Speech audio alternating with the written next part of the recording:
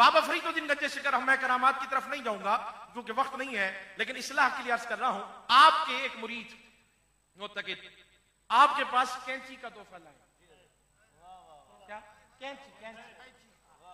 अल्लाह करे समझ आ जाए और आएगी। बात बड़ी सादा है। बाबा फरीदुद्दीन के मुरीद उन्हें कैंची तोहफे में दे रहे हैं। अल्लाह करे कि जुमले पहुंच जाए। आप फरमाने लगे मुस्कुराकर, बेटा मैं काटने नहीं आया, मैं जोड़ने आया। अगर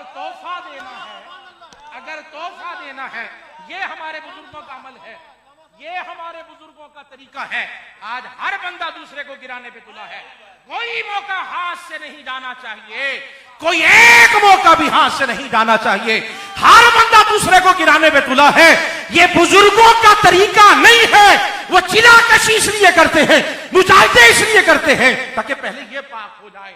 यहां अगर जंग भरा है, हसद है, कीना है, बुग़्ज़ है, मुनाफ़िक़त है, तो फिर कैसे मंजिलें तय हो सकती है, कैसे कुर्ब मिल सकता है। कहा अगर देना चाहते हो मुझे सुई ला के दे दो, मैं काटने नहीं आया, मैं जोड़ने आया हूं।